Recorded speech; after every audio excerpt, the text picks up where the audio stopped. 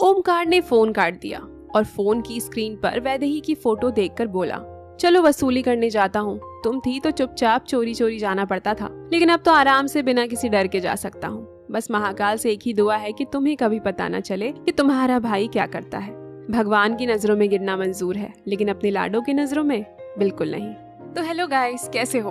अब तक इतना सारा प्यार देने के लिए बहुत बहुत शुक्रिया। हमें उम्मीद है कि आप आगे भी हमें इसी तरह से सपोर्ट करते रहेंगे। इतना कहकर ओमकार ने फोन जेब में रख लिया, कमरे की लाइट ऑफ कर दी और चुपचाप बाहर आ गया। फिर उसने एक एक करके घर की लाइटें ऑफ कर दी और दबे पांव कमरे से बाहर निकला। उसने अपने छोटे से गार्डन में बुलेट निकाली, लेकिन स्टार्ट नहीं की। उसे चुपचाप गेट से निकालता हुआ बाहर ले आया और तब तक चलता रहा जब तक उसका मोहल्ला खत्म नहीं हो गया। और खत्म होने के बाद उसने अपनी बाइक स्टार्ट की। करीब आधे घंटे बाद ओमकार ने बाइक राउडी स्टाइल में एक रेस्टोरेंट के बाहर रोकी। ओमकार ने फोन निकाला और फोन की स्क्रीन को देखता हुआ बोला, सेठ ने एड्रेस तो यही दिया था। वो उस रेस्टोरेंट के अंदर गया तो आसपास बहुत लोग खाना खा रहे थे। रेस्टोरेंट देखने में काफी लग्जरी था। ओमकार बोला, पहले तो सेठ लोग पैसों की लालच में जमीन किराए पर दे देते हैं और फिर किराया वसूलने के लिए हम जैसों को हायर करते हैं। यार मुझे क्या जाता है, सीधा मालिक का कॉलर पकड़ूंगा, 2 थप्पड़ मारूंगा और बस वो अपने 50 लाख रुपए मेरे हाथ में दे देगा। इस काम में ज्यादा कुछ करना नहीं पड़ेगा। इतना कहकर ओमकार सीधा एक केबिन की ओर चला गया। ओमकार ने वो केबिन खोला तो सामने एक आदमी बैठा हुआ था। उस आदमी ने ओमकार को अपने केबिन में देखा तो थोड़ा हैरान हुआ।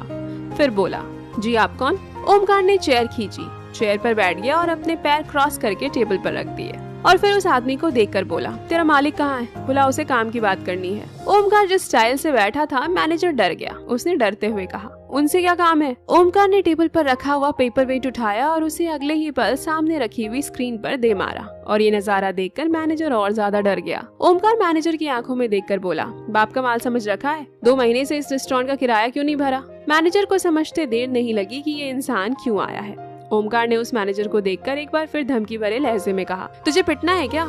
अगर नहीं पिटना तो अपने मालिक को बुला, और अगर पिटना है तो बता दे, 1 थप्पड़ में ही बेहोश कर दूंगा। या फिर एक काम कर, तू ही मुझे 50 लाख रुपए दे दे, मैं चला जाऊंगा। मैनेजर के चेहरे पर पसीना आ गया। उसने अपना रुमाल निकाला, पसीना पोंछा और अपना फोन निकालकर किसी का नंबर डायल किया और बोला, सर कोई आया है। दूसरी तरफ से आवाज आई, फोन आया है। मैनेजर ने घबराते हुए ओमकार को देखा और फिर बोला, सर वो एक लड़का आया है, किराया मांग रहा है 50 लाख रुपए। दूसरी तरफ से आवाज आई, और तू उस लड़के से डर गया? मैनेजर ने ओमकार को देखा। ओमकार की बॉडी बहुत मजबूत थी और इस वक्त उसने कुर्ता पजामा भी नहीं पहना हुआ था, बल्कि एक टी-शर्ट और जीन्स पहनी हुई थी। उसकी टी-शर्ट के हाफ बाजू में उसकी बॉडी साफ दिखाई दे रही थी। देखकर ही लग रहा था एक पंच भी किसी को मार दिया तो वो आदमी उठेगा नहीं, उठ जाएगा। मैनेजर बोला, सर वो लड़का कोई चॉकलेट बॉय नहीं है, हट्टा कट्टा आदमी है। दूसरी तरफ से आवाज आई, तो उसे रेस्टोरेंट के पीछे ले आ, यही पैसे दे देंगे। इतना कहकर फोन कट हुआ। मैनेजर को घबराहट होने लगी। उसने सलाइवा कटकते हुए ओमकार को देखकर कहा, जी वो सर कह रहे हैं कि रेस्टोरेंट के पीछे है, वहाँ आपको पैसे मिल जाएंगे, आप वहाँ चले जाइए। ओमकार खड़ा हुआ। उसने अगले ही पल मैनेजर का कॉलर पकड़ लिया और बोला, तो चल मेरे साथ, जब पैसे मिलेंगे तो तू गिन के दियो, चल। इतना कहकर वो मैनेजर को बाहर ले जाने लगा तो मैनेजर बोला, सर प्लीज कॉलर छोड़ दीजिए, यहाँ इज्जत है। मैनेजर ने रिक्वेस्ट की तो ओमकार के चेहरे पर मुस्कुराहट आ गई। उसने अपना हाथ मैनेजर के कॉलर से हटा लिया और मैनेजर ने अपना कॉलर ठीक किया और फिर किसी डिसेंट इंसान की तरह केबिन से बाहर आया। पीछे पीछे ओमकार भी आ रहा था। दोनों ही रेस्टोरेंट से निकलकर बाहर चले गए और उसी रेस्टोरेंट में प्रार्थना अपने छोटे भाई शिवा, जो कि 4 साल का था, उसके साथ डिनर कर रही थी। प्रार्थना शिवा को देखकर बोली, कितनी रात हो गई, शास्त्री जी तो अभी तक नहीं आए। शिवा ने कहा, गए कहाँ हैं शास्त्री जी जो अभी तक नहीं आए? प्रार्थना बोली, मुझे भी नहीं पता, अभी तो कह रहे थे कि यहीं पास में किसी का फार्म हाउस है, वहाँ जा रहे हैं, किसी ने काम से बुलाया है, लेकिन अभी तक नहीं आए। कहकर प्रार्थना ने शिवा को देखा जो अपनी आइसक्रीम खा रहा था। प्रार्थना बोली, शिवा तुम यहाँ बैठो, मैं शास्त्री को देख कर आती हूँ, और कहीं जाना मत, समझे? किसी के बहकावे में मत आना। शिवा बोला, नहीं आऊंगा दीदी, वैसे भी 4 साल का हो गया हूँ, अब मैं बड़ा हूँ। प्रार्थना ने मुस्कुराकर शिवा के बालों को चूमा और बोली, अच्छा ठीक है मेरे बड़े भाई, अब यहीं बैठो, कहीं जाना मत, बस मैं बाहर तक देख कर आती हूँ शास्त्री जी कहाँ गए। इतना कहकर प्रार्थना वहाँ से चली गई। वहीं दूसरी तरफ ओमकार रेस्टोरेंट के पीछे खड़ा हुआ था, जहाँ छोटा सा गार्डन बना हुआ था और बहुत रोशनी भी थी, और उसी के सामने एक आदमी टेबल पर दारू लिए बैठा हुआ था। उसने एक पैक बनाया और ओमकार की तरफ बढ़ाते हुए कहा, सेठ ने भेजा है ना तुम्हें, लो दारू पी लो, आ जाओ बैठकर बातें करते हैं। ओमकार ने ना में गर्दन हिलाते हुए कहा, मैं दारू नहीं पीता, मुझे 50 लाख रुपए दो, मैं चलता बनूं और जितनी जल्दी हो सके रेस्टोरेंट खाली कर दो। वो आदमी बोला, और अगर ना करूं तो? ओमकार ने अपने गट्टी को घुमाते हुए कहा, तो फिर मैं इतने मुक्के मारूंगा कि तूने जितनी दारू पी है वो सारी मुंह के द्वारा बाहर आ जाएगी। अब उस आदमी को गुस्सा आ गया। उसने मैनेजर को देखकर कहा, अरे बुला उन आदमियों को, इसकी हड्डी पसली तोड़ देंगे, आया है वसूली करने। उस आदमी ने इतना ही कहा था कि वहाँ 4-5 आदमी आ गए। ओमकार ने अपना एक हाथ सर पर रखा और खुजाते हुए कहा, मैं सोचता हूँ कम मारपीट करनी पड़े, लेकिन तुम लोग मानते ही नहीं हो। चलो अच्छा है, वैसे भी बहुत दिन हो गए, हाथ में खुजली लग रही थी। इतना कहकर ओमकार ने एक आदमी की बाजू पकड़कर अपनी तरफ खींचा और खींचकर एक चांटा उसके गाल पर मार दिया। वो आदमी 2 चक्कर खाकर गिर पड़ा। अगले ही पल दूसरे आदमी ने ओमकार को मारना चाहा तो ओमकार ने उसका हाथ वहीं पकड़ लिया और उठाकर पटक दिया। ओमकार ने देखते ही देखते उन चारों आदमियों को बहुत मारा और बहुत मारने के बाद ओमकार ने अगले ही पल मैनेजर का कॉलर पकड़कर रेस्टोरेंट के मालिक की टेबल पर फेंक दिया और रेस्टोरेंट का मालिक गुस्से में खड़ा हो गया। ओमकार बोला, चुपचाप पैसे निकाल, वरना ये तो कुछ भी नहीं। मुझे गुस्सा आ गया ना तो तुम दोनों को परलोक सिधार दूंगा और उसके लिए मुझे किसी हथियार की जरूरत नहीं है। पैसे निकाल, पैसे। वो आदमी गुस्से में ओमकार को देख रहा था। उसने धीरे से अपनी टेबल के नीचे से गन निकाली और ओमकार को पॉइंट कर दिया और ये देखकर ओमकार ने अपनी हथेली माथे पर मार ली और उस आदमी को देखकर बोला, मुझे ये शाणे लोग बिल्कुल पसंद नहीं, बिल्कुल भी नहीं। तुम्हें लगता है मैं इस खिलौने से डर जाऊंगा? वो आदमी थोड़ा सा घबराता हुआ बोला, मैं गोली मार दूंगा। ओमकार ने बंदूक को अपने माथे पर टच किया और बोला, तो मार ना, यहीं खड़ा हूँ, चल मार, मैं भी तो देखूं कितना बड़ा जिगरा है तेरा, चल मार। वो आदमी और ज्यादा डर गया। अगले ही पल ओमकार ने वो बंदूक छीनकर उस आदमी को पॉइंट कर दी और बोला, ये जो बंदूक है ना, इसे चलाने के लिए मर्द का सीना चाहिए। मैंने ऐसा कोई डायलॉग सनी देओल की किसी मूवी में सुना था, पूरा मुझे याद नहीं, पर जितना भी याद है मैंने तुझे बता दिया। समझ गया ना मैं क्या कह रहा हूँ? चला पैसे निकाल, तुझे ये डायलॉग याद करके सुनाने का टाइम नहीं है मेरे पास। उस आदमी ने डरते हुए मैनेजर को देखा। मैनेजर ने हल्की सी हाँ में गर्दन हिलाई और वहाँ से चला गया और थोड़ी देर बाद एक नोटों का बैग लेकर आया। मैनेजर ने वो बैग ओमकार की तरफ बढ़ा दिया। ओमकार ने वो बैग पकड़ा और बोला, एक नोट भी कम हुआ ना, कल फिर आऊंगा। हाँ, एक और बात, जितनी जल्दी हो सके सेठ जी के घर रेस्टोरेंट के पेपर भिजवा दो, वरना ये तो मेरा 1% था, 10% देख लिया ना तो बेहोश हो जाओगे, मुझे मारने की भी जरूरत नहीं पड़ेगी। इतना कहकर उसने बंदूक उस आदमी की तरफ उछाल दी और पलटकर जाने लगा। वो भी 10-12 कदम ही चला था, उसके सामने प्रार्थना आई। प्रार्थना ने सब कुछ देख लिया था। ओमकार की नजर प्रार्थना पर गई तो वो प्रार्थना को ही देखता रहा। प्रार्थना तो अंदर तक कांप गई थी। वो तो पहले ही डरपोक किस्म की लड़की थी। आज ओमकार जैसे इंसान को देखकर उसकी तो हार्ट बीट तेज हो गई थी। वो तो शास्त्री जी को ढूंढते हुए बाहर आई थी। उसे क्या पता कि उसे पूरी एक्शन मूवी देखनी पड़ेगी। उसके हाथ पैर कांप रहे थे। वहीं ओमकार बस प्रार्थना को ही देखे जा रहा था। वैसे तो उसने ना जाने कितनी लड़कियों को देखा था, लेकिन नजर प्रार्थना पर ही टिकी। उसके चेहरे पर हल्की सी मुस्कुराहट आई। प्रार्थना का कांपना ओमकार को अच्छा लग रहा था। उसने हाथ बांधकर धीरे से कहा, ए। प्रार्थना ने डरते हुए ओमकार को देखा। ओमकार की मुस्कुराहट देखकर प्रार्थना का डर और बढ़ गया। वो तो पहले ही कांप रही थी, अब तो उसके पैरों के नीचे से जमीन खिसक गई। प्रार्थना कुछ बोली नहीं। उसे समझ नहीं आ रहा था वो क्या कहे। ना तो वो पीछे जा पा रही थी और सामने तो ओमकार खड़ा था। आगे जाने का तो मतलब ही नहीं बनता। फिर भी प्रार्थना ने हल्का सा डरते हुए ओमकार के पीछे देखा, जहाँ 4 आदमी खून से लथपथ पड़े हुए थे और मैनेजर और मालिक दोनों ही घबराए हुए से खड़े थे। ओमकार ने फिर से प्रार्थना को देखा और उसकी बाजू पकड़कर वहाँ से ले गया, क्योंकि वो अच्छे से जानता था एक अकेली लड़की का वहाँ खड़े रहना ठीक नहीं है। ओमकार सीधा उसे रेस्टोरेंट के दरवाजे तक लाया और बोला, मेरी बात सुन और कान खोलकर सुन, किसी को मत बताना। प्रार्थना डरते हुए लड़खड़ाती जुबान में बोली, क्या नहीं बताना? ओमकार बोला, अभी तुमने क्या देखा? प्रार्थना ने धीरे धीरे डरते डरते चूहे से आवाज निकालकर कहा, आपने अकेले ने 6 लोगों को मारा। ओमकार ने एक बार फिर अपनी हथेली माथे पर मार ली और बोला, तुमने कुछ नहीं देखा, कुछ भी नहीं। तुम मुझे नहीं जानती और मुझे तुम्हें जानने में इंटरेस्ट नहीं है, इसीलिए कोई तुमसे कुछ पूछेगा तो कह देना मैं कुछ नहीं जानती। प्रार्थना ने डरते डरते हल्की सी हाँ में गर्दन हिला दी। ओमकार ने प्रार्थना की बाजू छोड़ी, लेकिन ओमकार ने बाजू इतनी कसकर पकड़ी थी कि प्रार्थना की बाजू पर उसके निशान बन गए। ओमकार ने एक बार फिर प्रार्थना को घूर कर देखा और बोला, समझ गई? प्रार्थना ने हल्की सी हाँ में गर्दन हिला दी और ओमकार वहाँ से चला गया। ओमकार ने अपनी बैग को बाइक पर टांगा, बाइक स्टार्ट की और एक बार फिर प्रार्थना को देखकर आईब्रो चढ़ाई। प्रार्थना ने हल्की सी हाँ में गर्दन हिला दी और ओमकार चेहरे पर एक मीठी सी मुस्कुराहट लेकर वहाँ से चला गया। उसके जाते ही प्रार्थना के कंधे पर किसी ने हाथ रखा। प्रार्थना एकदम से डर गई। उसने पीछे पलटकर देखा तो शास्त्री जी खड़े थे। शास्त्री जी ने प्रार्थना को इस हालत में देखा तो बोले, क्या हुआ बेटी, तुम डर गई? प्रार्थना ने ना में गर्दन हिलाते हुए कहा, वो आप बहुत देर से आए नहीं इसलिए डर लग गया। आप कहाँ गए थे? शास्त्री जी ने कहा, मैंने बताया था ना यहाँ बराबर में एक फार्म हाउस है, वहीं गया था। खैर छोड़ो, चलो घर चलते हैं। प्रार्थना ने हाँ में गर्दन हिला दी। शास्त्री जी प्रार्थना और शिवा को लेकर रेस्टोरेंट की पार्किंग में आ गए, जहाँ उनकी बहुत पुरानी गाड़ी खड़ी हुई थी। शास्त्री जी गाड़ी में बैठे, प्रार्थना आगे बैठी और शिवा पीछे। शास्त्री जी गाड़ी चलाने लगे, लेकिन करीब 3 किलोमीटर बाद उनकी गाड़ी बंद पड़ गई। शास्त्री जी गाड़ी स्टार्ट करने की कोशिश कर रहे थे, लेकिन गाड़ी स्टार्ट ही नहीं हुई। प्रार्थना को तो कुछ होश ही नहीं था। उसकी आंखों के सामने तो बार बार वो फाइटिंग सीन आ रहे थे। तभी शास्त्री जी बोले, प्रार्थना, लगता है गाड़ी फिर खराब हो गई। प्रार्थना ने हल्का सा पलटकर शास्त्री जी को देखा और फिर बोली, क्या कहा बाबा आपने? शास्त्री जी ने कहा, यही कि गाड़ी फिर से खराब हो गई, उतर कर देखता हूँ। प्रार्थना और शास्त्री जी दोनों ही गाड़ी से उतर गए। शास्त्री जी ने बोनेट खोला। उम्र हो गई थी शास्त्री जी की, दिखाई भी कम देता था। फाइनेंशियल कंडीशन भी ज्यादा अच्छी नहीं थी, इसलिए पुरानी गाड़ी से ही काम चला रहे थे। और तभी वहाँ ओमकार की बाइक आकर रुकी। प्रार्थना ने जैसे ही ओमकार की तरफ देखा, एक बार फिर उसकी रूह कांप गई। आपको क्या लगता है आगे क्या होगा? क्या ओमकार प्रार्थना और शास्त्री जी की मदद करेगा? जानने के लिए देखिए अगला एपिसोड, इश्क है मलंग मेरा। अगर आपको ये कहानी पसंद आ रही है तो प्लीज वीडियो को लाइक करें और चैनल को सब्सक्राइब करें।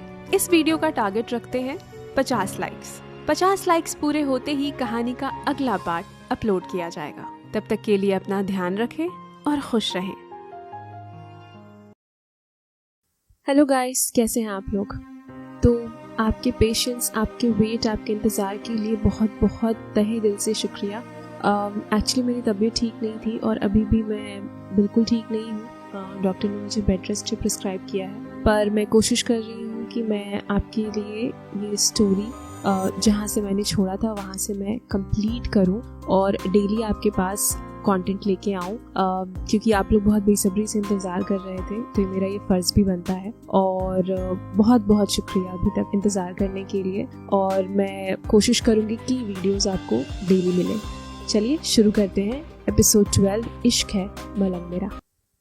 ओमकार को वहाँ देखकर प्रार्थना का दिल जोरों से धड़कने लगा। उसके सामने एक बार फिर वो सीन आ गया जब ओमकार अकेला ही उन 4-5 गुंडों को पीट रहा था। प्रार्थना धीरे धीरे खिसक कर शास्त्री जी के पीछे आ गई और ओमकार ने जब प्रार्थना को ऐसे देखा तो उसके चेहरे पर हल्की सी मुस्कुराहट आई। फिर उसने शास्त्री जी की ओर देखकर कहा, क्या हुआ बाबा, गाड़ी खराब हो गई? शास्त्री जी ने अपना चश्मा ठीक किया और ओमकार को देखकर बोला, हाँ बेटा, गाड़ी खराब हो गई, पुरानी हो गई है ना, इसलिए। रात भी बहुत हो रही है, आसपास कोई गैरेज भी नहीं होगा। ओमकार बुलेट से उतरा और उसने अपना बैग प्रार्थना की तरफ बढ़ाते हुए कहा, आप जरा इसे पकड़ेंगी? प्रार्थना के तो हाथ ही कांप गए। वो अच्छे से जानती थी कि उन बैग में लाखों रुपए हैं, जो अभी अभी ये वसूल कर लाया है। प्रार्थना का हाथ बैग की तरफ बढ़ ही नहीं रहा था। इतने में ओमकार ने फिर कहा, आपसे कह रहा हूँ, एक बार बैग पकड़ लीजिए, गाड़ी में देख लेता हूँ।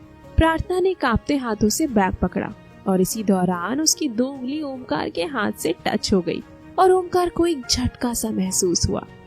ओमकार ने आंखें फाड़े प्रार्थना को देखा और फिर मन ही मन बोला, अच्छा ये जादूगरनी है, इस जादूगरनी ने मुझ पर जादू कर दिया है। हाँ, ये लड़की जादूगरनी ही है, तभी तो मुझे झटका लगा। फिर वो शास्त्री जी की दूसरी तरफ आया और बोला, हटिए बाबा, मैं देखता हूँ। शास्त्री जी ने कहा, तुम्हें गाड़ी ठीक करनी आती है? ओमकार बोला, जी हाँ, करनी आती है। शास्त्री जी थोड़ा पीछे हट गए और ओमकार पूरी कंसंट्रेशन के साथ गाड़ी को देखने लगा। वो 1-2 तार इधर उधर करके देख रहा था। इतने में शास्त्री जी ने कहा, बेटा इस बैग में क्या है? ओमकार ने बहुत नॉर्मली जवाब देते हुए कहा, बाबा इसमें माता लक्ष्मी है। शास्त्री जी बोले, मैं कुछ समझा नहीं। ओमकार ने कहा, जी इसमें माता लक्ष्मी की मूर्ति है। और ये सुनकर प्रार्थना आंखें फाड़े ओमकार को देखने लगी। इतने में ओमकार ने प्रार्थना को आंख मार दी और प्रार्थना उसकी आंखें जो पहले ही बहुत मोटी मोटी थी और ज्यादा मोटी हो गई। और तभी ओमकार बड़बड़ाया, ऐसे मत देखो, आंखें बाहर आ जाएंगी। शास्त्री जी ने तो नहीं सुना, लेकिन प्रार्थना ने सुन लिया। उसने अपनी नजरें इधर उधर कर दी, लेकिन अब भी उसका डर ना कम नहीं हो रहा था। ओमकार ने थोड़ी ही देर में गाड़ी ठीक कर दी और बोनेट बंद करते हुए बोला, हो गई आपकी गाड़ी ठीक, एक बार स्टार्ट करके देखिए। शास्त्री जी ने अपनी गाड़ी पर बैठकर गाड़ी स्टार्ट करने की कोशिश की, लेकिन गाड़ी स्टार्ट नहीं हुई। उन्होंने हल्का सा गाड़ी से सिर निकालकर कहा, बेटा अभी तो स्टार्ट नहीं हुई। ओमकार की नजर प्रार्थना पर ही थी। वो प्रार्थना की एक एक हरकत को नोटिस कर रहा था। फिर वो बोला, शास्त्री जी एक बार फिर से दोबारा गाड़ी स्टार्ट कीजिए। जैसा ओमकार ने कहा शास्त्री जी ने वैसा ही किया और इस बार गाड़ी स्टार्ट हो गई। शास्त्री जी ने ओमकार को देखकर कहा, थैंक यू बेटा, तुम्हारा बहुत बहुत थैंक यू, वरना हम यहीं फंस जाते। ओमकार बोला, कोई बात नहीं बाबा, मदद करना तो मेरा कर्म है। ये सुनकर प्रार्थना ने एक बार फिर ओमकार को हैरानी से देखा और ओमकार ने प्रार्थना के हाथ से अपना बैग ले लिया और फिर धीरे से बोला, बैग भारी तो नहीं है? ओमकार की बात सुनकर प्रार्थना का दिल एक बार फिर जोरों से धड़कने लगा और उसने झटके से ना में गर्दन हिला दी। ओमकार बहुत प्यार से बोला, जाओ जाकर अपने बाबा के साथ गाड़ी में बैठो, या मेरे साथ बुलेट पर बैठकर चलने का इरादा है? ये सुनकर प्रार्थना हैरानी से ओमकार को देख रही थी। उसने अपना सलाइवा गटका और जल्दी से आकर गाड़ी में बैठ गई। शास्त्री जी ने एक बार फिर अपना सिर निकालकर ओमकार को देखा और बोला, थैंक यू बेटा। ओमकार ने दोनों हाथ जोड़े और सिर झुकाते हुए कहा, आप बहुत बड़े हैं, थैंक यू मत बोलिए। इस वक्त ओमकार के अंदर उसका पंडित प्रवेश कर चुका था, जो बहुत ही सभ्य और शांत था। शास्त्री जी ने ओमकार को देखकर कहा, बेटा आप बहुत सभ्य हो, भगवान तुम्हारी हर इच्छा पूरी करे। ओमकार ने एक बार फिर हाथ जोड़कर सिर झुकाया और फिर उसने प्रार्थना को देखकर आंखें दिखाई, जैसे कहना चाहता हो इस बैग के बारे में किसी को मत बताना। प्रार्थना ने हल्की सी हाँ में गर्दन हिला दी और फिर अपने दुपट्टे से अपने चेहरे पर आए हुए पसीनों को साफ करने लगी। थोड़ी देर बाद शास्त्री जी वहाँ से चले गए और उसके जाते ही ओमकार ने अपना हाथ देखा, जहाँ उसने झटका महसूस किया था। फिर वो बोला, क्या सच में ये लड़की जादूगरनी है?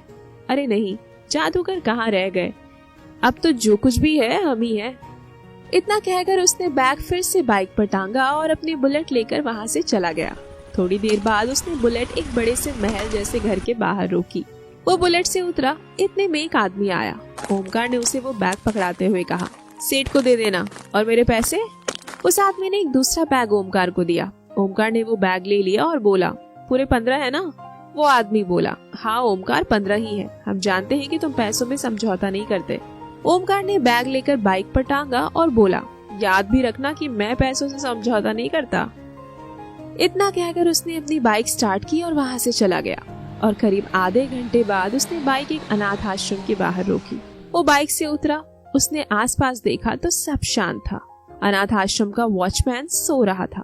ओमकार ने बाइक धीरे धीरे अनाथ आश्रम के दीवार पर लगाई, बैग उठाया, अपनी बाइक पर खड़ा हुआ और थोड़ी ही देर में दीवार पकड़कर और बैग लेकर उस अनाथ आश्रम की दीवार कूद गया। उसने जल्दी से उठकर अपने कपड़े झाड़े, लेकिन जब उसने उठकर सामने देखा तो उसकी आंखें हैरानी से फैल गई और उसने कसकर अपनी आंखें बंद कर ली। उसके सामने कोई और नहीं, एक 45 साल की औरत खड़ी थी, जिसने कॉटन की साड़ी पहनी हुई थी, आंखों पर चश्मा लगाया हुआ था, बालों में हल्की सी सफेदी थी। बुढ़िया नहीं थी लेकिन जवान भी नहीं थी।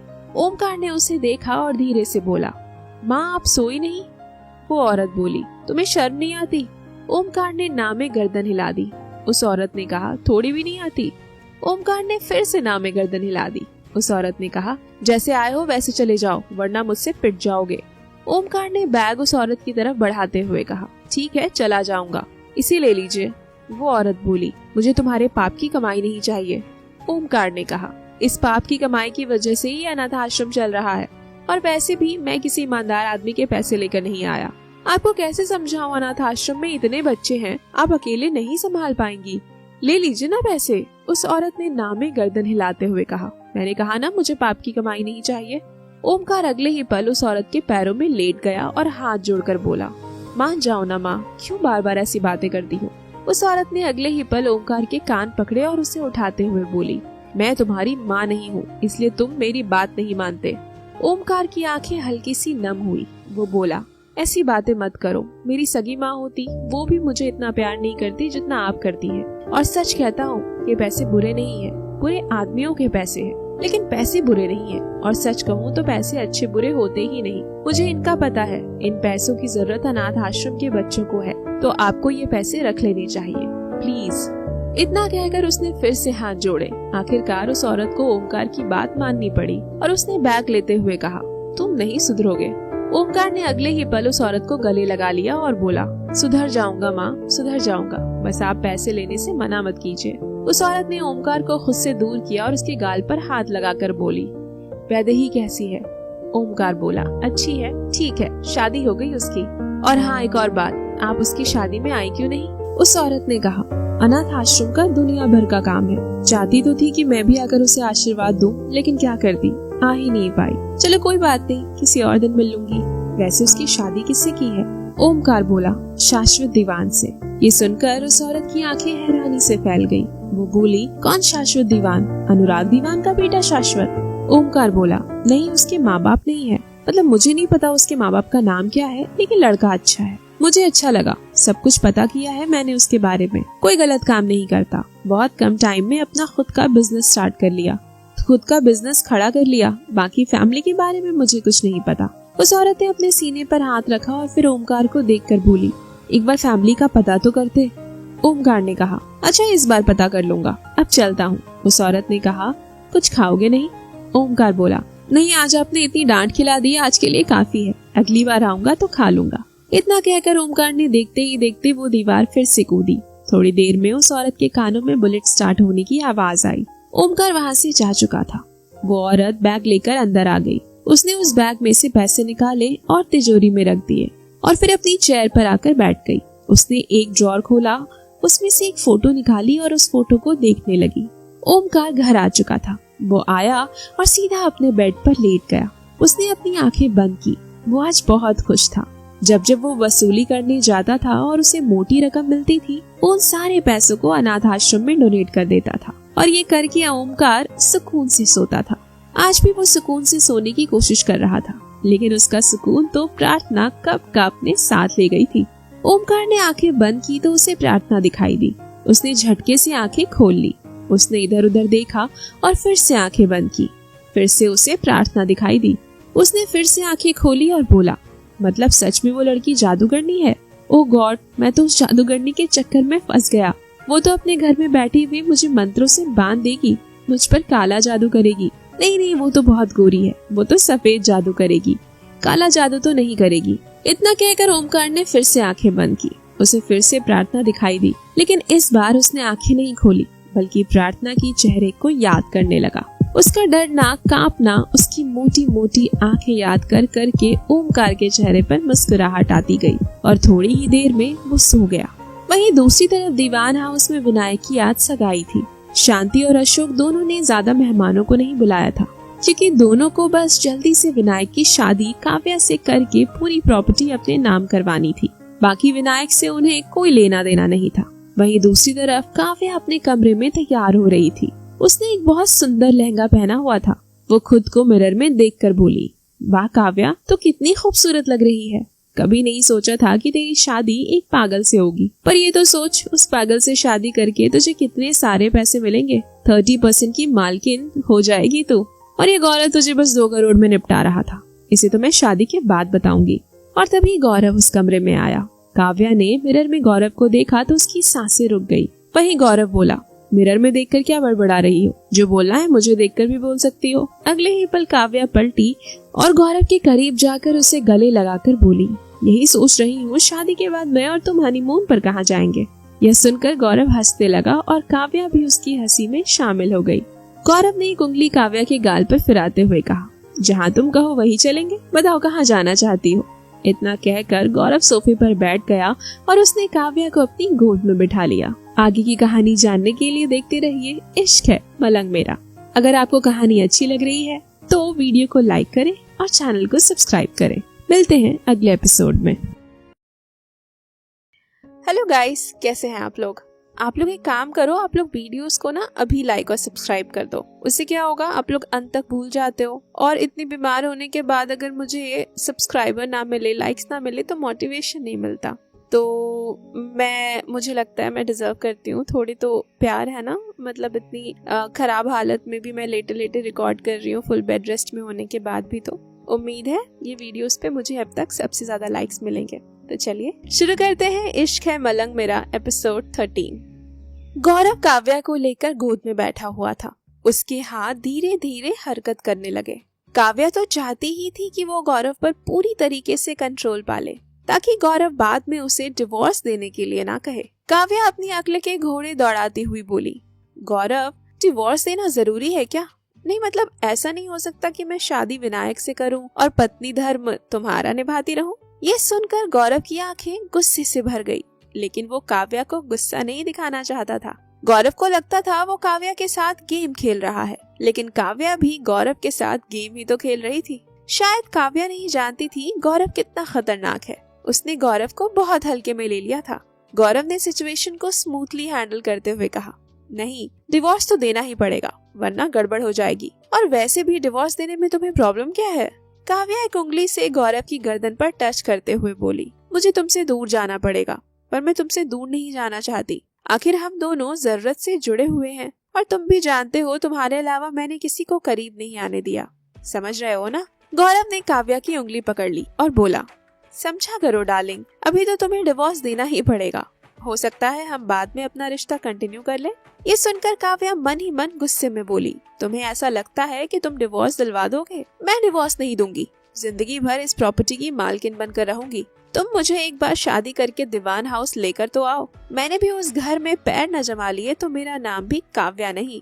गौरव ने बड़े प्यार से काव्या को समझाते हुए कहा, देखो अभी जो हो रहा है होने दो, बाकी शादी के बाद सोचेंगे।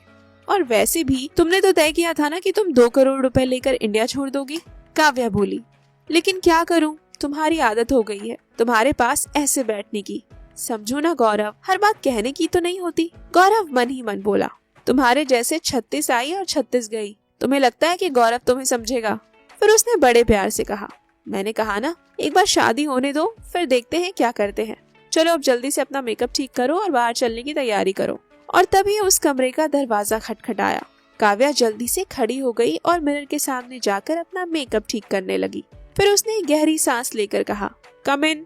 दरवाजा खुला और सामने शांति खड़ी थी। शांति अंदर आई। उसने गौरव और काव्या को एक साथ देखा तो उसके मन में भी एक अजीब से ख्याल आने लगे। वो मन ही मन बोली, ये गौरव इस लड़की के चक्कर में पागल हो गया है। ये लड़की मुझे कुछ ज्यादा ही तेज लग रही है।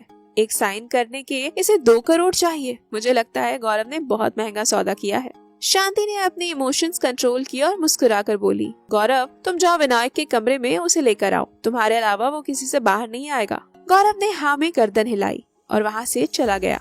उसके जाते ही शांति ने काव्या को देखकर कहा, बहुत प्यारी लग रही हो, बहुत सुंदर। काव्या ने भी प्यार से कहा, आप भी बहुत खूबसूरत लग रही हैं आंटी। सच में आपको देखकर यकीन नहीं होता कि आप 40 साल की हैं। ये सुनकर शांति ने हैरानी से कहा, नहीं नहीं, मैं 40 साल की नहीं हूँ, 45 साल की हूँ। ये सुनकर काव्या ने भी आंखें फाड़कर कहा, क्या कह रही हो आंटी? झूठ मत बोलिए, कहीं से भी आप गौरव की मॉम नहीं लगती, बल्कि गौरव की बड़ी बहन लगती हैं। यकीन नहीं आता तो चलिए आपको दिखाती हूँ। इतना कहकर उसने शांति की बाजू पकड़ी और उसे मिरर के सामने लेकर आई और बोली, देखो कोई कहेगा कि आप मेरी होने वाली सास हैं। शांति धीरे धीरे काव्या की बातों में आ रही थी और काव्या भी बड़े प्यार से शांति को शीशे में उतार रही थी। दूसरी तरफ मास्टर जी सिद्धि को लेकर दीवान हाउस के बाहर खड़े हुए थे। दोनों ही विनायक की सगाई अटेंड करने के लिए आए थे। सिद्धि बोली, पापा आप मुझे यहाँ क्यों लेकर आए हैं? आप अकेले भी तो आ सकते थे। वैसे भी मुझे अमीरों की पार्टी में जाने का कोई शौक नहीं है। मुझे तो समझ नहीं आता आप यहाँ आते ही क्यों हैं। मुझे तो अशोक अंकल का बिहेवियर अच्छा नहीं लगता। ऐसा लगता है बातें कम करते हैं और ताना ज्यादा मारते हैं। मास्टर जी ने कहा, शांत हो जाओ, कभी तो कुछ अक्ल की बात सीख लिया करो। क्यों इतना बोलती हो? सच में कभी कभी लगता है तुम्हारी शादी जिस इंसान से होगी उसका क्या होगा। सिद्धि ने हंसकर कहा, पहली बात तो मेरी शादी ही नहीं होगी, और दूसरी कोई बात नहीं है। बस जब शादी ही नहीं होगी तो दूसरी बात पैदा होने का मतलब ही नहीं बनता। मास्टर जी ने दांत पीसते हुए कहा, कृपया करके शांत हो जाओ। चलो हमें विनायक की सगाई अटेंड करनी है। सिद्धि बोली, कौन विनायक? मास्टर जी ने कहा, एक समय में अनुराग दीवान मेरा दोस्त हुआ करता था। पता नहीं अब कहाँ है वो, लेकिन उसका बेटा तो है ना। एक दोस्त होने के नाते मेरा फर्ज बनता है कि मैं अपने दोस्त के बेटे की सगाई में शामिल हो जाऊं। सिद्धि बोली, आपको बुलाया भी है किसी ने? क्योंकि अगर किसी ने आपकी बेइज्जती की तो चप्पल उतार कर वहीं बजाना शुरू कर दूंगी। मास्टर जी ने दांत पीसते हुए कहा, हाँ बुलाया है, अशोक जी खुद आए थे मुझे न्योता देने। अब चलो और प्लीज शांति से काम लेना। इतना कहकर उसने अपनी बेटी की कलाई पकड़ी और उसे दीवान गार्डन से होता हुआ घर तक ले आया। सिद्धि ने उस घर को देखा तो उसकी आंखें हैरानी से फैल गई। घर क्या महल था, बहुत सारे लोग आए हुए थे, बहुत चहल पहल थी। सिद्धि ने उस घर को देखा और फिर धीरे से मास्टर जी के कान में बोली, पापा सच में यहाँ का मालिक आपका दोस्त था या आप मुझे इम्प्रेस करने की कोशिश कर रहे हो? मास्टर जी ने दांत पीसते हुए सिद्धि को देखा और बोला, तुम क्या पागल हो?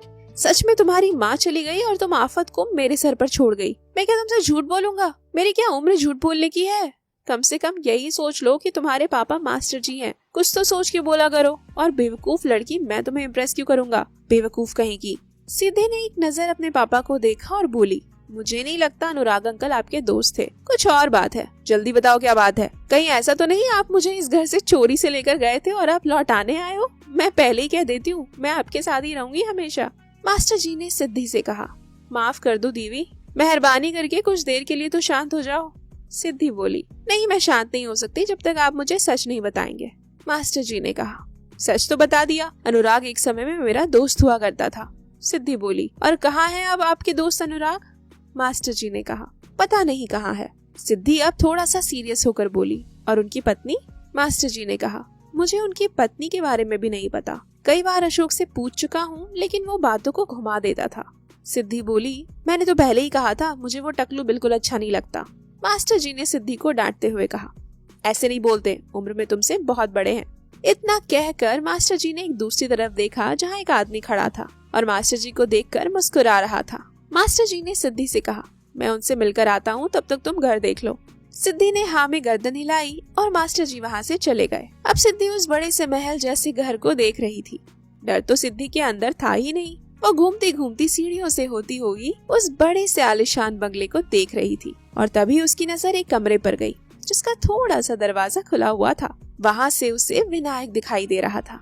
विनायक ने इस वक्त नेवी ब्लू कलर की पैंट और व्हाइट कलर की शर्ट पहनी हुई थी और वो खुद को मिरर में देख रहा था। सिद्धि का दिल वहीं अटक गया।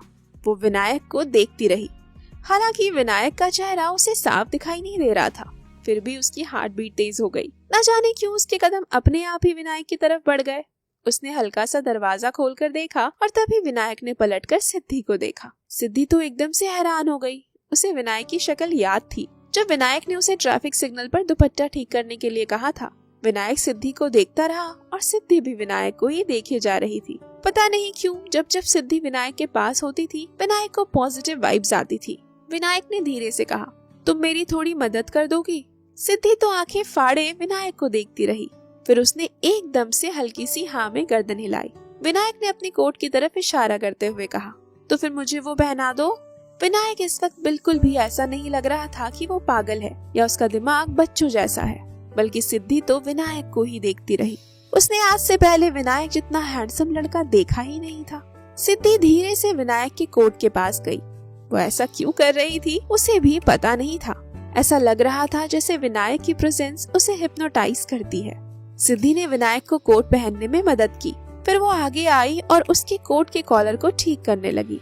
विनायक बिना किसी भाव के खुद को देख रहा था और तभी उस कमरे में माई आई। माई ने सिद्धि और विनायक को देखा तो उसकी आंखें हैरानी से फैल गई। न जाने क्यों सिद्धि को देखकर माई को भी अच्छा लगा। बोली, तुम सिद्धि हो ना? ये सुनकर सिद्धि ने हल्का सा पलटकर माई को देखा और बोली, जी हाँ, मास्टर जी की बेटी। आप मुझे जानती हैं? माई की आंखें हल्की सी नम हुई।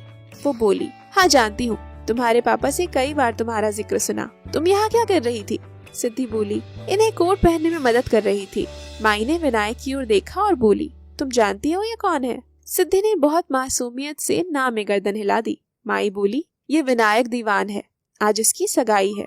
सिद्धि ने हल्का सा पलटकर विनायक को देखा जो अब भी मिरर में खुद को देखकर तैयार हो रहा था, अपने कपड़े ठीक कर रहा था। एक सेकंड के लिए सिद्धि को बहुत बुरा लगा, लेकिन फिर वो मन ही मन बोली, एक और हैंडसम लड़का शादी की बलि चढ़ जाएगा। कोई बात नहीं सिद्धि, वैसे भी तूने तो शादी ना करने का डिसीजन लिया है ना। फिर उसने माई को देखकर कहा, अच्छा मैं चलती हूँ। इतना कहकर उसने एक बार फिर विनायक को पलट कर देखा और वहाँ से चली गई। उसके जाते ही माई की आंखों से एक आंसू बह गया और वो बोली, किस्मत भी कैसा खेल खेलती है। इन्हीं कानों से सुना था कि सिद्धि की शादी विनायक से होगी, लेकिन देखो आज सिद्धि विनायक एक दूसरे के लिए अजनबी हो गए, एक दूसरे को पहचानते भी नहीं। माई ने फिर विनायक को देखकर कहा, विनायक नीचे चले।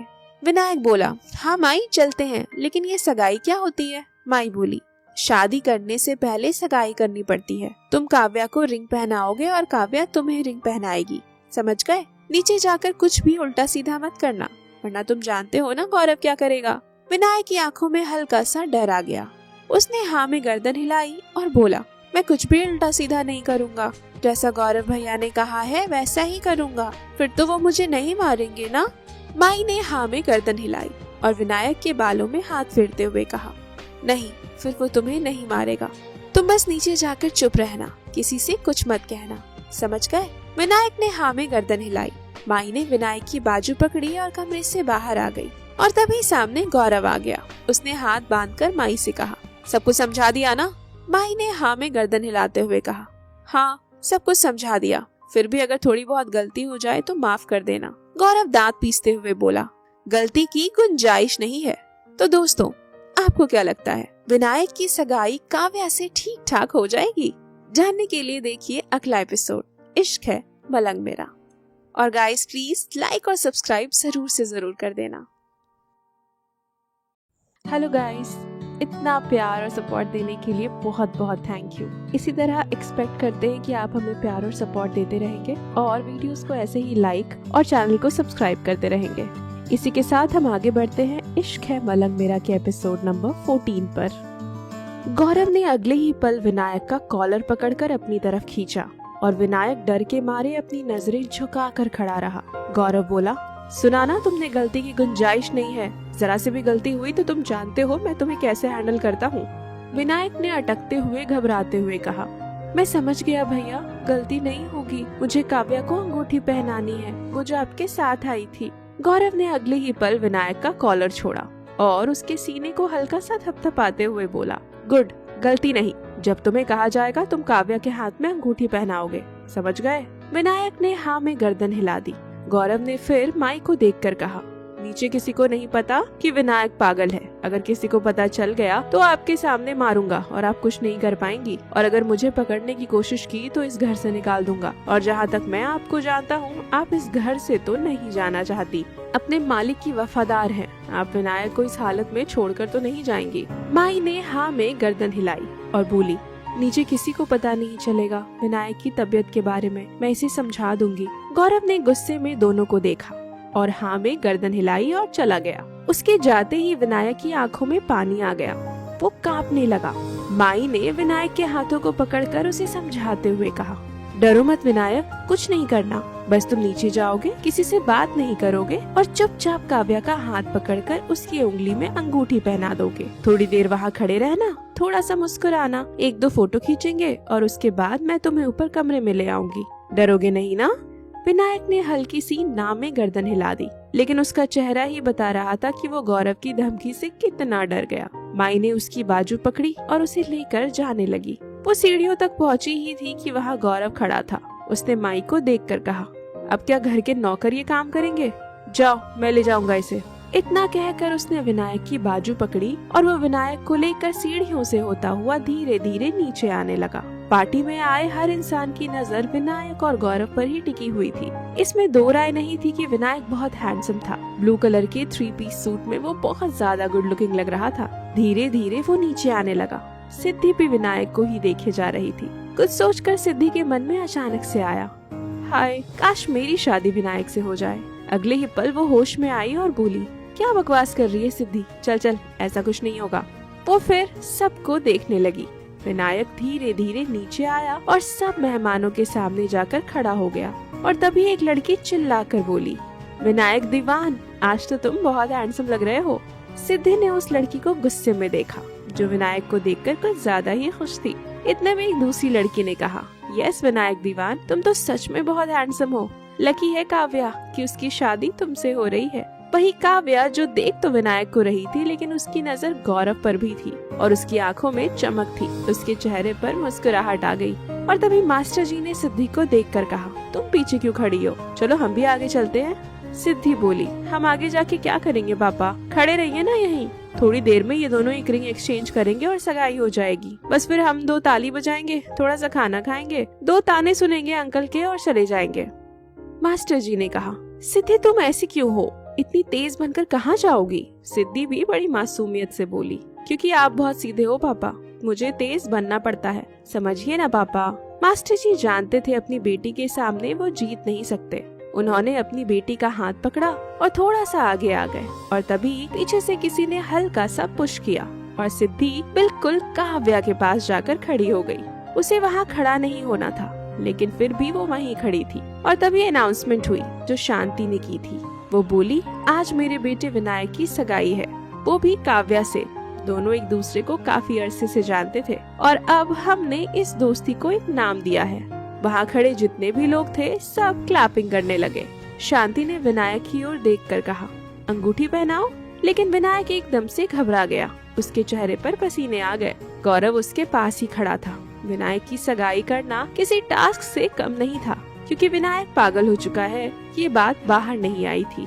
गौरव ने हल्की सी कोहनी विनायक को मारी और उसके हाथ में रिंग पकड़ाते हुए धीरे से कहा, मैंने कहा था ना, गलती नहीं होनी चाहिए, अंगूठी पहनाओ। लेकिन विनायक ने तो एक नजर काव्या को आंख उठाकर भी नहीं देखा।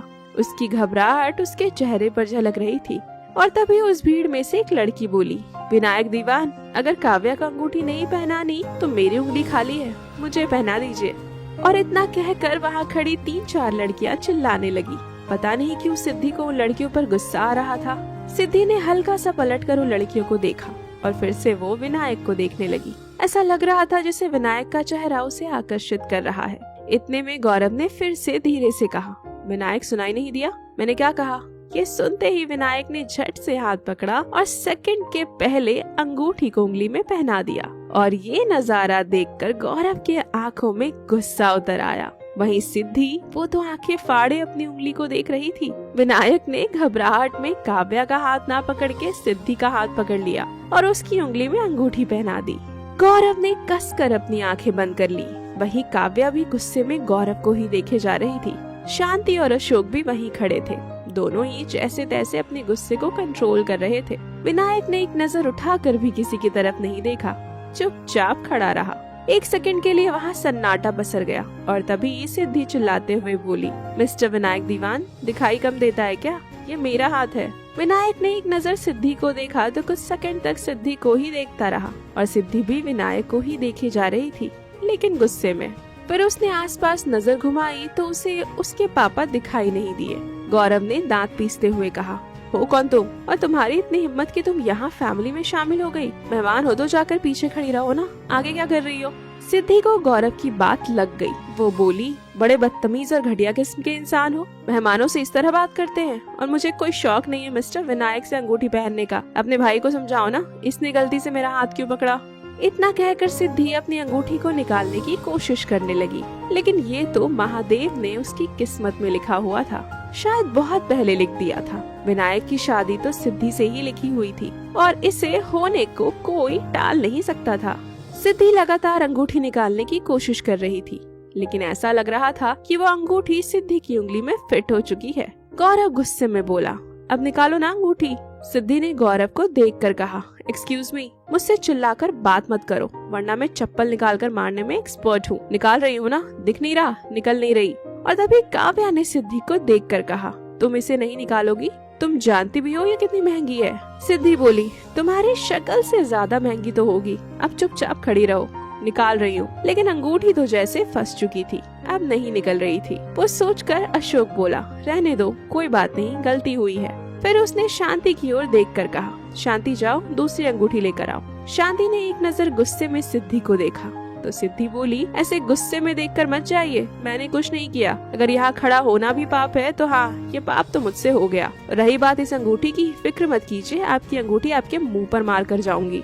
इतना कहकर सिद्धि थोड़ा पीछे हट गई और उस अंगूठी को निकालने की कोशिश करने लगी। थोड़ी देर बाद वहाँ शांति वापस आई। उसके हाथ में एक दूसरी अंगूठी थी। उसने वो गौरव के हाथ में रखी और धीरे से बोली, इस बार गड़बड़ हुई ना तो सबको पता चल जाएगा। गौरव ने वो अंगूठी विनायक को दी और धीरे से बोला, आज तो तुम गए, छोड़ूंगा नहीं। तुम इसे चुपचाप काव्या को पहना दो। विनायक तो पहले ही डर रहा था, आंख उठाकर देखने की हिम्मत उसके अंदर नहीं थी। और तभी एक लड़की चिल्लाई, हाय विनायक दीवान कितना शर्मीला है। और काव्या के चेहरे पर एक बार फिर एक फेक मुस्कुराहट आई। फिर उसने विनायक को ऊपर से नीचे तक देखते हुए खुद से कहा, नो डाउट शर्मीला भी है और हैंडसम भी, लेकिन तुम नहीं जानती ये पागल भी है और मैं किसी पागल के साथ अपनी जिंदगी नहीं बिता सकती। इतना कहकर उसने अपना हाथ विनायक की ओर बढ़ा दिया और विनायक ने इस बार अंगूठी पहना दी और फिर काव्या ने भी अंगूठी पहना दी। तालियां बजने लगी। 1-2 फोटो हुई तो गौरव ने सबको देखकर कहा, विनायक को थोड़ा स्पेस चाहिए, बहुत थक गया है, बाकी आप लोग पार्टी एंजॉय करिए। इतना कहकर गौरव विनायक को लेकर वहाँ से जाने लगा और पीछे पीछे काव्या भी आ गई। तीनों ही एक कमरे में आए। अगले ही पल गौरव ने विनायक को धक्का दिया और विनायक धड़ाम से फर्श पर गिर पड़ा। विनायक इस वक्त बहुत डर रहा था। वो पीछे पीछे हटने लगा। गौरव ने दांत पीसते हुए कहा, तुम्हें कहा था ना कि गलती की कोई गुंजाइश नहीं है, फिर भी तुमने गलती की। तुमने अंगूठी काव्या की जगह उस 2 कौड़ी की लड़की को पहना दी। इतना कहकर गौरव अपने बेल्ट निकालने लगा तो काव्या ने उसका हाथ पकड़ लिया और बोली, पागल हो गए हो जी, सही टाइम नहीं है, अभी जाकर बाहर पार्टी अटेंड करो, उसके बाद देखेंगे इसका क्या करना है। गौरव ने काव्या की बात मान ली और फिर काव्या को लेकर वहाँ से चला गया। उसके जाते ही विनायक की आंखों में पानी आ गया। वो चुपचाप एक कोने में डरा सहमा बैठा हुआ था। वहीं दूसरी तरफ शाश्वत अपने केबिन में बैठा हुआ था। उसके चेहरे पर उदासी थी और तभी केबिन का दरवाजा खुला। शाश्वत ने नजर उठाकर देखा तो सामने पैंथर खड़ा था। वो बोला, विनायक भाई की सगाई हो गई। शाश्वत ने कसकर आंखें बंद कर ली। वो बोला, किससे हुई है? पैंथर ने कहा, काव्या से।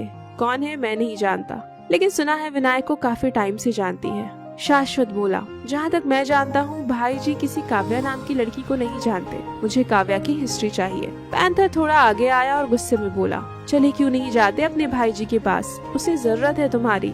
शाश्वत ने भी पैंथर की तरफ देखकर गुस्से में कहा, नहीं जाऊंगा, बिल्कुल नहीं जाऊंगा। उस घर से धक्के देकर निकाला गया था, अब वापस नहीं जाऊंगा। तब तक तो बिल्कुल नहीं जाऊंगा जब तक पापा मुझे लेने नहीं आते। पैंथर ने कहा, तुम पागल हो गए हो, बिल्कुल पागल। समझते क्यों नहीं विनायक भाई जी को तुम्हारी जरूरत है। शाश्वत ने एक बार फिर ना में गर्दन हिलाते हुए कहा, मैंने कहा ना नहीं जाऊंगा, बिल्कुल नहीं जाऊंगा। पापा मुझे लेने आएंगे तभी जाऊंगा, वरना नहीं जाऊंगा। कहकर वो उठ गया और विंडो के बाहर देखने लगा। आज शाश्वत के चेहरे पर उसके इमोशंस आ रहे थे। उसका गुस्सा कहीं छुप गया था, या कह सकते हैं उसके गुस्से में भी उसके इमोशंस दिखाई दे रहे थे। पैंथर उसके पास आकर खड़ा हुआ और बोला, शाश्वत प्लीज समझने की कोशिश करो, प्लीज समझो, चले जाओ, प्लीज चले जाओ। शाश्वत ने ना में गर्दन हिलाते हुए कहा, नहीं, मैं जब उस घर से आया था तब पापा की आंखों में देखकर बोला था कि जब तक आप मुझे लेने नहीं आओगे मैं नहीं आऊंगा, और मैं अपने वादे का पक्का हूँ। पैंथर ने अपनी आंखें बंद की और बोला, 4 साल हो गए हैं तुझे समझाते समझाते, लेकिन तू नहीं समझेगा, कभी नहीं समझेगा। शाश्वत बोला, तू मुझे बस काव्या की जन्म कुंडली निकाल कर दो, बाकी मुझे कुछ नहीं सुनना। पैंथर ने एक नजर शाश्वत को देखा और फिर वहाँ से चला गया।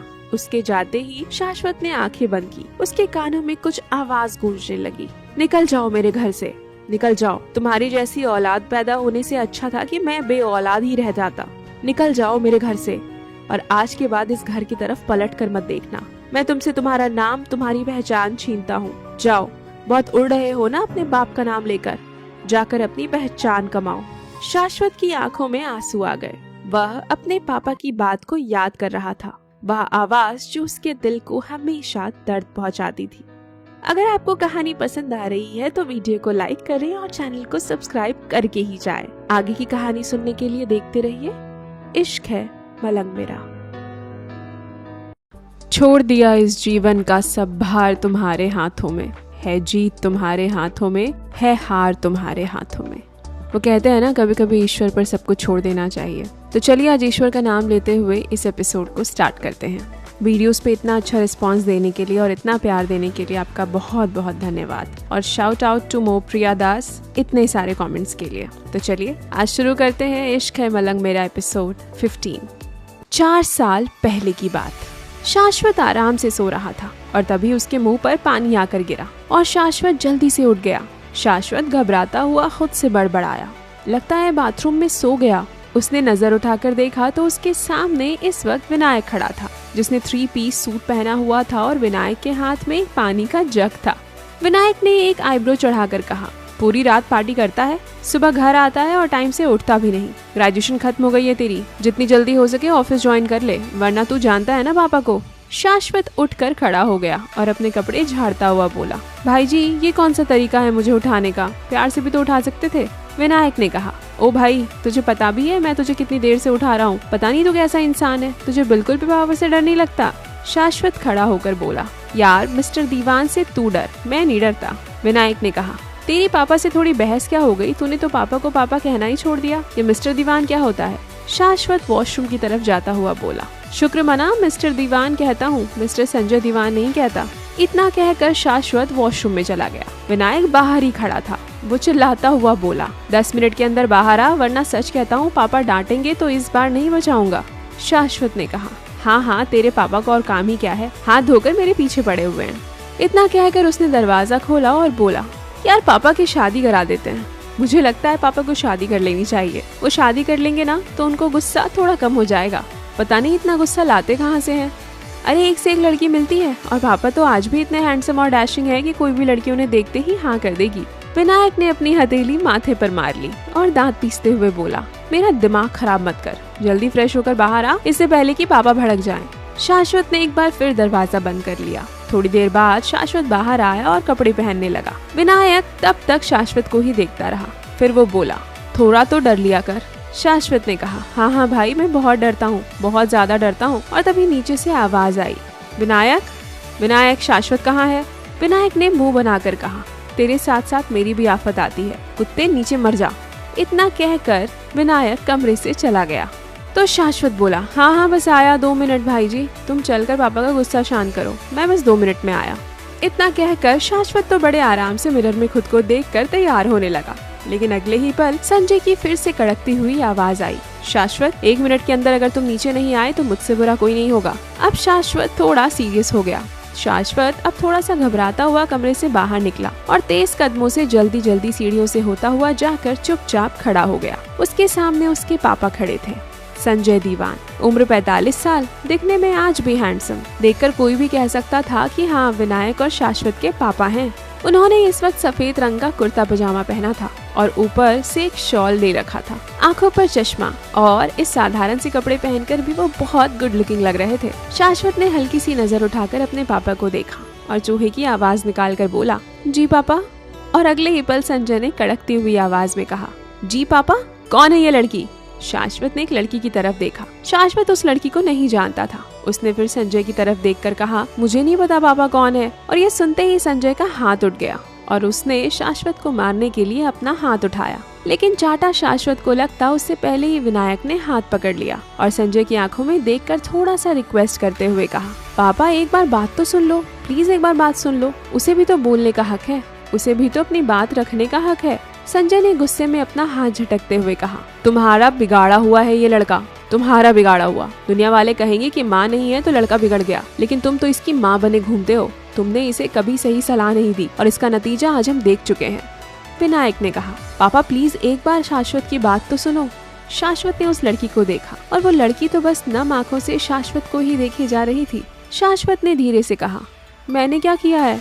ये सुनकर संजय का हाथ नहीं रुका और उसने खींचकर एक चाटा शाश्वत के गाल पर जड़ दिया और अगले ही पल शाश्वत जमीन पर गिर पड़ा। संजय की उम्र बेशक हो गई थी, लेकिन बाजुओं में अभी भी उतनी ही ताकत थी। संजय ने दांत पीसते हुए कहा, क्या हुआ है ये तुम मुझे बताओगे, क्या किया है तुमने इस लड़की के साथ। शाश्वत उठा, उसकी आंखों में भी गुस्सा उतर आया। उसने भी संजय की तरफ देखकर घुर्राते हुए कहा, मिस्टर संजय दीवान, मैंने ऐसा कुछ नहीं किया कि आप मुझे मारे। या तो मेरा गुनाह बताइए या फिर अपने हाथ काबू में रखिए। संजय को अब और गुस्सा आ गया। अगले ही पल वो शाश्वत की तरफ बढ़ा, लेकिन बीच में विनायक आ गया। संजय ने उसे हाथ दिखाकर गुस्से में कहा, अब तुम मुझे नाम से पुकारेगा, अब तुम मुझे ये बताएगा कि मुझे क्या करना चाहिए और क्या नहीं। मेरे हाथ काबू में नहीं होंगे तो तू क्या करेगा, मुझे भी मारेगा। बोल, अब क्यों चुप है, मुझे भी मारेगा। हाथ काबू में रखिए, हट जा विनायक, आज ही से बता देता हूँ कि बाप कौन है और बेटा कौन।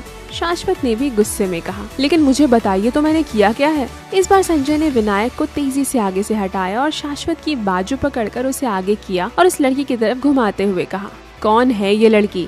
शाश्वत बोला, मैं नहीं जानता। इतने में वो लड़की रोने लगी। संजय ने शाश्वत का हाथ छोड़ दिया और बस लड़की को देखकर कहा, शांत हो जाओ, तुम फिक्र मत करो, मैं अपने बेटे की तरफदारी नहीं करूंगा। ये सुनकर शाश्वत ने कहा, लेकिन हुआ क्या है पापा, मुझे ये तो बताइए। संजय ने गुस्से में शाश्वत को देखा और फिर उस लड़की को देखकर बोला, तुम ही बताओ क्या हुआ था। वो लड़की रोते हुए बोली, मुझे कुछ पैसे चाहिए थे। कॉलेज में किसी ने मुझे कहा कि शाश्वत दीवान से मांग लो, वो दे देंगे। मैं इनसे पैसे मांगने आई तो इन्होंने मुझे कहा कि मैं बहुत खूबसूरत हूँ और अगर वो मेरे साथ क्लब चलेगी तो मैं तुम्हें पैसे दूंगा। ये सुनकर शाश्वत आंखें फाड़े उस लड़की को देख रहा था। वो लड़की आगे बोली, मैं इनके साथ क्लब चली गई। इन्होंने मुझे ड्रिंक करने के लिए कहा। मैंने ड्रिंक करने से मना किया तो ये मुझे कहने लगे कि अगर तुम ड्रिंक नहीं करोगी तो मैं पैसे नहीं दूंगा। मैंने ड्रिंक कर ली, मुझे हल्का सा नशा हो गया और फिर ये मुझे जबरदस्ती कमरे में ले गए और उसके बाद जो हुआ वो आपने वीडियो में देख लिया।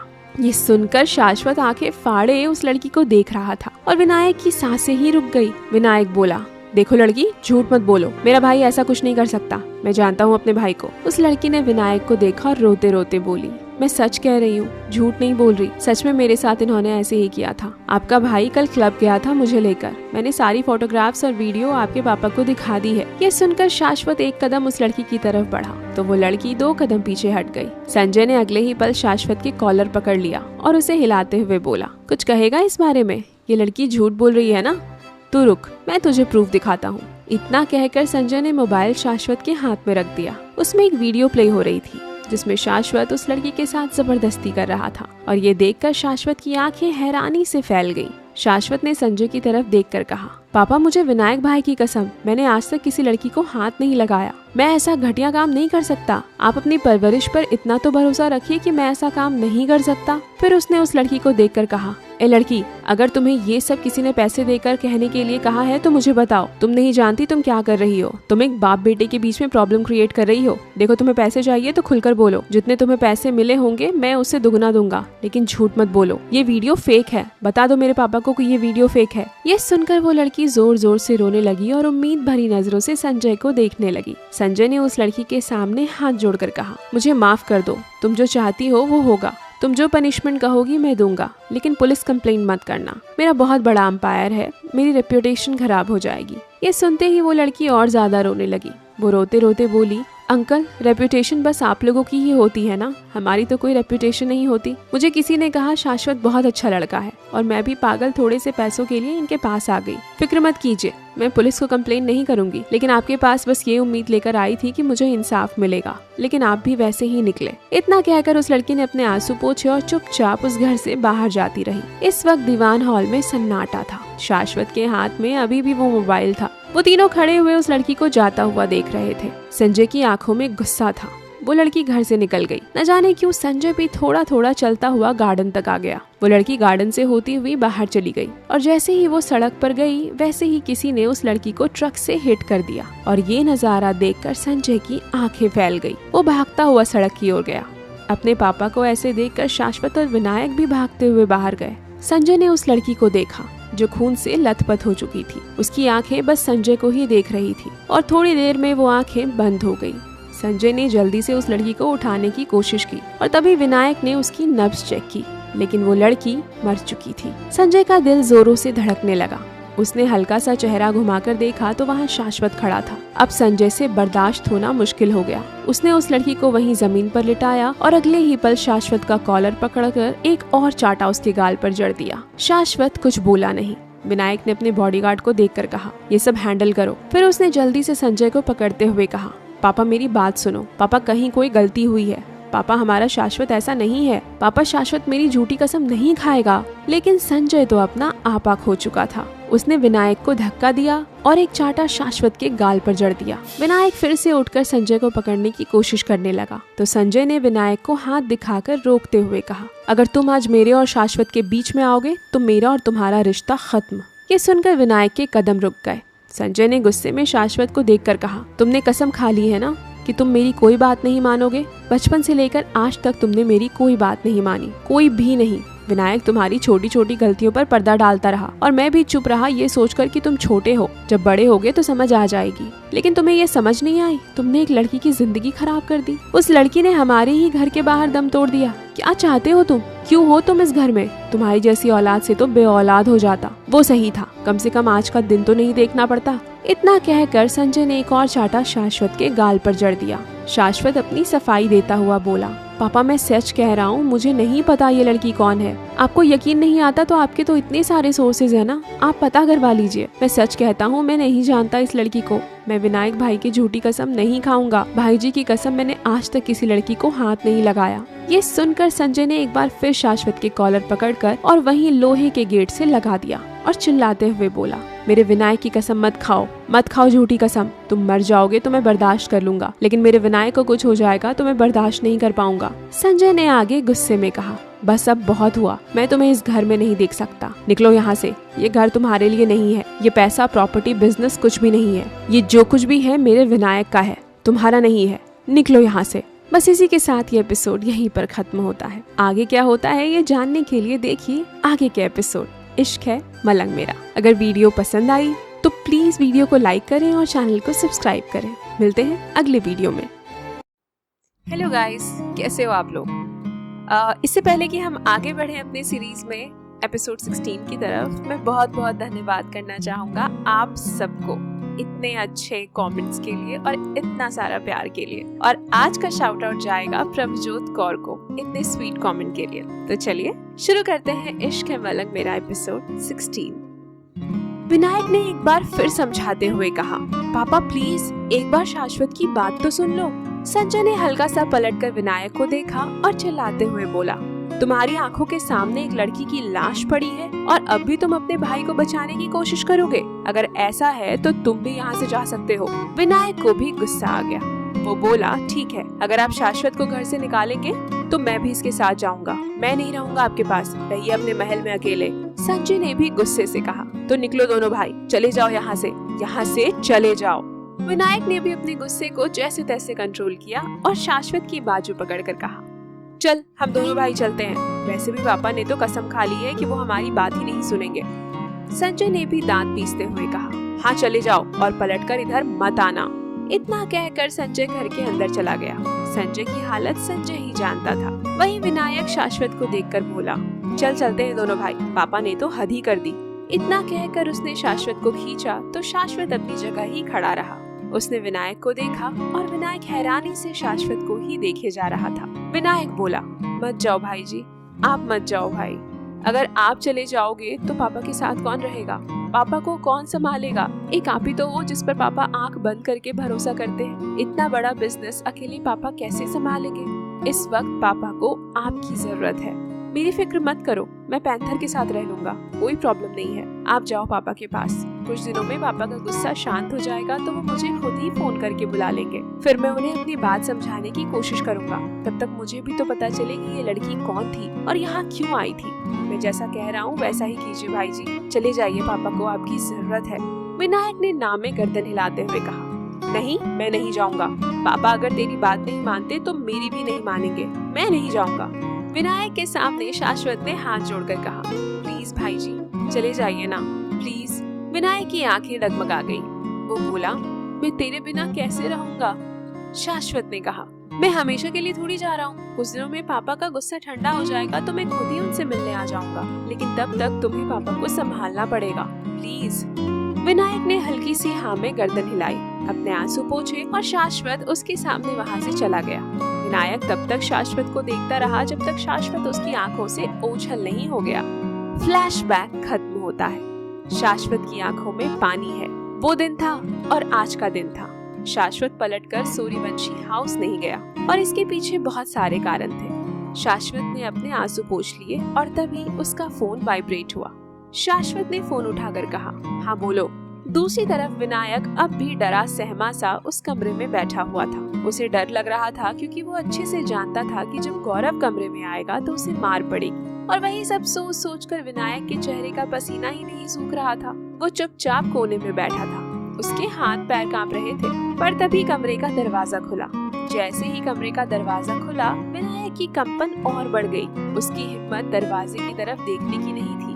वो धीरे से बड़बड़ाया, सॉरी भैया, सॉरी भैया। और तभी उसने कुछ कदमों की आहट अपनी तरफ आते हुए देखी। जैसे ही उसकी नजर कदमों पर पड़ी, उसकी आंखें हैरानी से फैल गई। उसने अपना चेहरा उठाकर देखा तो सामने मास्टर जी और माई खड़े थे। माई की आंखों में आंसू थे और मास्टर जी उन्हें तो समझ ही नहीं आ रहा था कि हुआ क्या। माई अचानक से विनायक के पास बैठ गई और विनायक ने झटके से माई को गले लगा लिया और वो बिलख बिलख कर रोने लगा, एकदम ऐसे जैसे कोई छोटा बच्चा हो। विनायक की ये हालत देखकर मास्टर जी की भी आंखें नम हो गई। वो भी वहीं बैठ गए और बोले, ये सब कैसे हुआ माई? माई बोली, क्या बताऊं मास्टर जी, सबने मेरे संजय का साथ छोड़ दिया, सबने मेरे विनायक का साथ छोड़ दिया। देख रहे हो ना विनायक की क्या हालत है। ये लोग उस काव्या से इसकी शादी करा देंगे, फिर ना जाने क्या करेंगे। मेरे विनायक को बचाने वाला कोई नहीं है। मैं शाश्वत के पास जाना चाहती हूँ, उसे बताना चाहती हूँ कि तुम्हारे भाई की हालत ऐसी हो गई, लेकिन मुझे शाश्वत के बारे में कुछ नहीं पता। मुझे नहीं पता शाश्वत कहाँ है, वरना मैं उसे दिखाती कि उसका भाई, जिसे वो भाई जी कहता था, जिसे भाई से ज्यादा माँ समझता था, उसकी क्या हालत है। मास्टर जी ने कहा, संजय कहाँ है? आज इस उम्मीद में आया था कि शायद संजय से मुलाकात होगी। माई ने अपने आंसू पोंछे और विनायक को अपने आंचल में समेटते हुए बोली, मुझे खुद नहीं पता वो कहाँ है। इन्होंने कहा कि संजय किसी काम से ऑस्ट्रेलिया चला गया, उसके बाद से संजय का कुछ पता नहीं। मैं तो बुढ़िया हो गई हूँ, बड़ी मुश्किल से विनायक को संभालती हूँ। पता नहीं कब मुझे इस घर से निकाल दिया जाए, लेकिन मैं जाने से पहले अपने विनायक को खुश देखना चाहती हूँ। और ये भी जानती हूँ कि काव्या से शादी करके ये लोग पता नहीं क्या करेंगे। मेरा विनायक, इसे कुछ हो गया तो मैं जीते जी मर जाऊंगी। मास्टर जी ने अपने आंसू पोंछे और माई की तरफ देखकर कहा, नहीं माई, महाकाल इतना निर्दयी नहीं हो सकता। हमारे विनायक को कुछ नहीं होगा। मैं हमेशा से यही सोचता था कि इतने साल हो गए, ना तो संजय ने मुझे मिलने बुलाया और ना ही खुद मिलने आया। सच बताऊं तो जब मुझे पता चला कि विनायक की सगाई फिक्स हो गई है तो बहुत बुरा लगा। ऐसा लगा जैसे मेरे दोस्त ने मुझसे किया हुआ वादा तोड़ दिया। लेकिन ये नहीं जानता था कि विनायक की हालत ही नहीं है कि उसकी शादी की जाए। लेकिन यहाँ आकर पता चला कि सूर्यवंशी हाउस में तो सब कुछ बिखर गया। आज से 20 साल पहले भी बिखर गया था, एक बार फिर बिखर गया। कहते कहते मास्टर जी को भी शायद कुछ पुरानी कड़वी बातें याद आई। फिर वो उठकर बोला, मैं चलता हूँ माई। जैसे ही वो बाहर की तरफ जाने को हुआ, माई ने कहा, मास्टर, मैं तुमसे कुछ नहीं चाहती, बस मेरे विनायक को यहाँ से निकाल दो। मास्टर जी के चेहरे पर अब थोड़ा गुस्सा आ गया।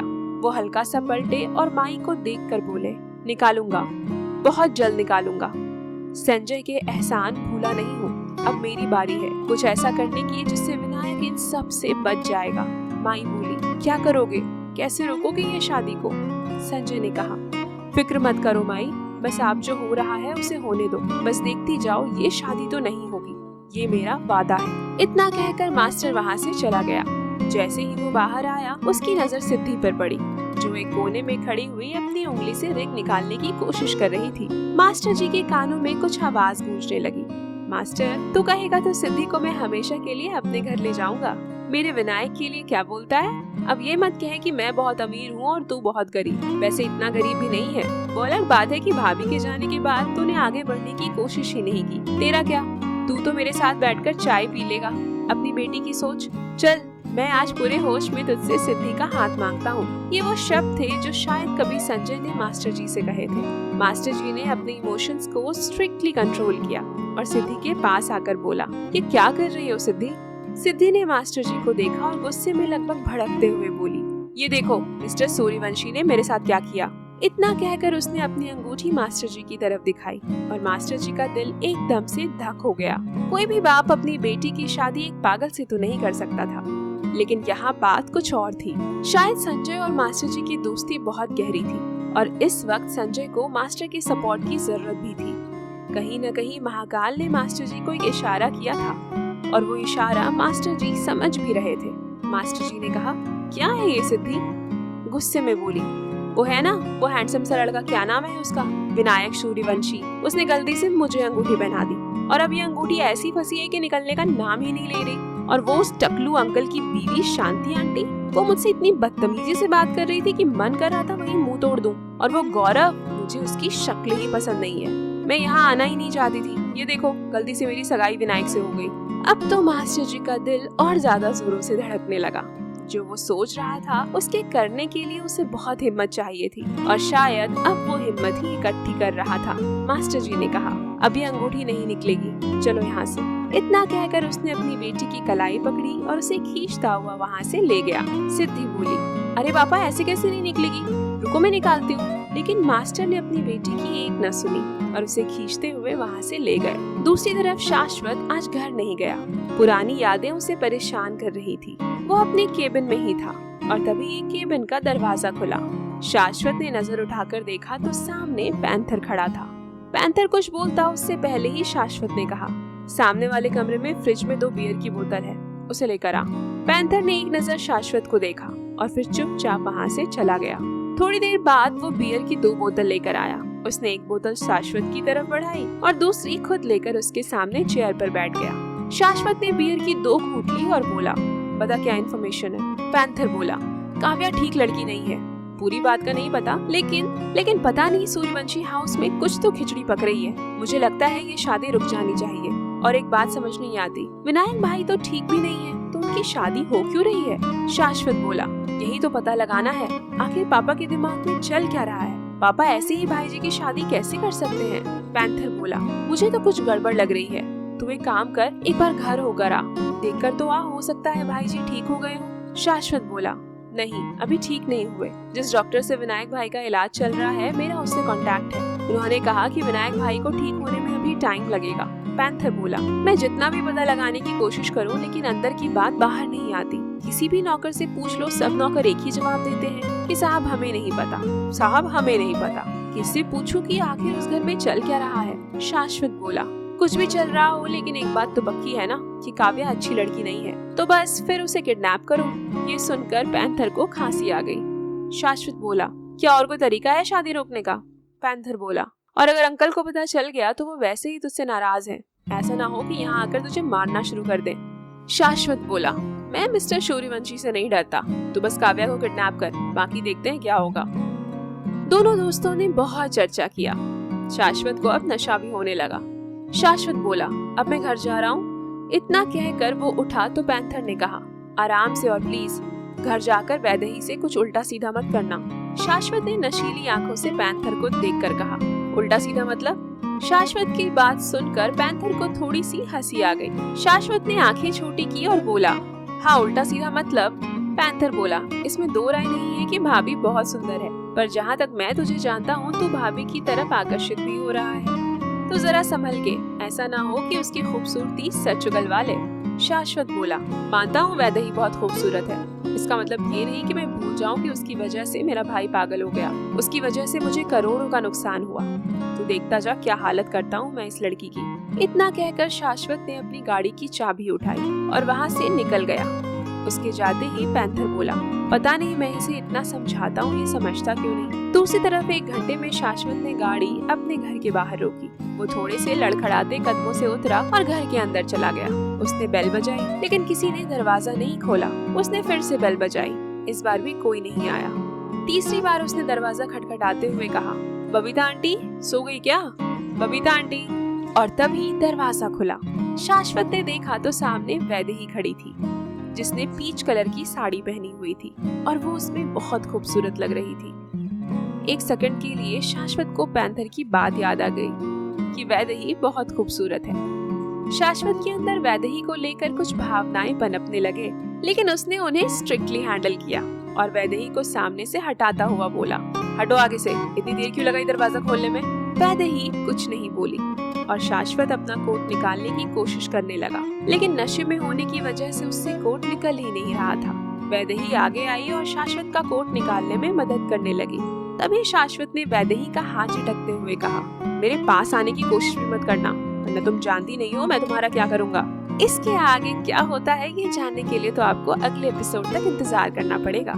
तो चलिए मिलते हैं एपिसोड नंबर 17 में, इश्क है मलंग मेरा। और हाँ, अगर आपको वीडियोस पसंद आ रहे हैं तो वीडियोस को लाइक करें और चैनल को सब्सक्राइब करिए और अपने उन दोस्तों के साथ जरूर शेयर करें जो इस कहानी को सुनने में इंटरेस्टेड होंगे। चलिए मिलते हैं अगले एपिसोड में।